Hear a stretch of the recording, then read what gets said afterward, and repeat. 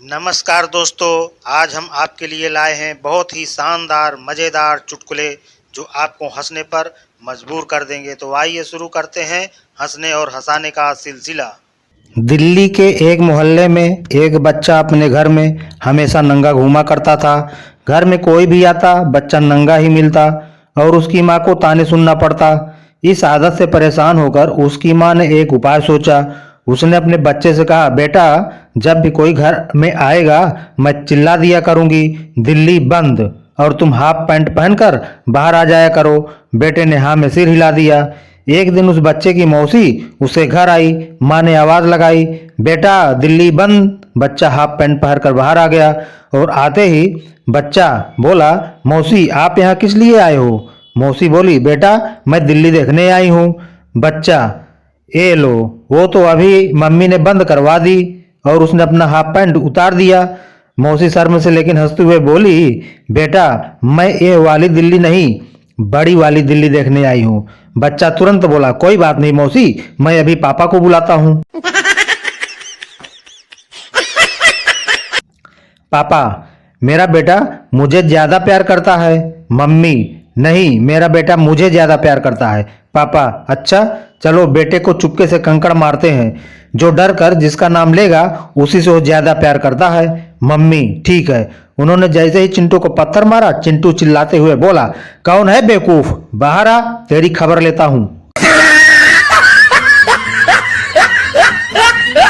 Master जी, खुशी का ठिकाना न रहा, कोई इस मुहावरे का अर्थ बताओ। चिंटू, खुशी घर वालों से छिपकर हर रोज अपने दोस्त से मिलने जाती थी।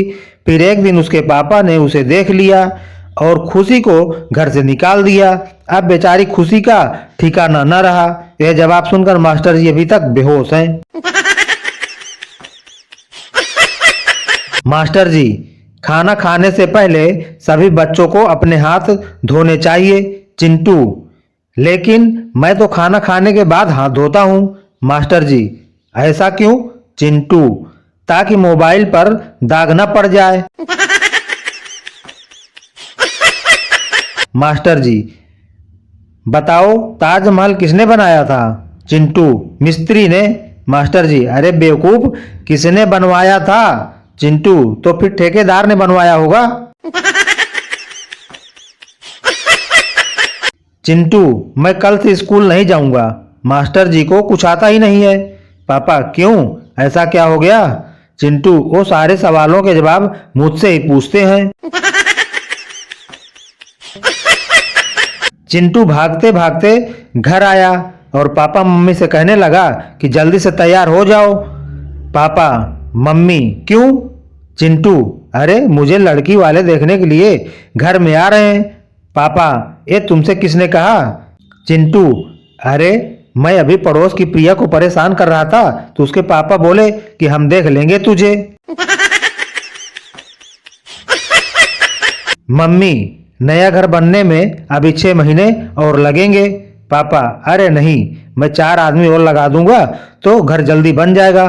तभी चिंटू अचानक कुछ सोचते हुए गंभीर होकर पूछता है, अच्छा मम्मी, मैं कितने दिनों में पैदा हुआ था? मम्मी बोली, 9 महीने में। क्यों? चिंटू बोला, अरे तो 4 आदमी और लगा देती ना तो मैं जल्दी से पैदा हो जाता। उसके बाद से मम्मी पापा मिलकर चिंटू को ढूंढ रहे हैं।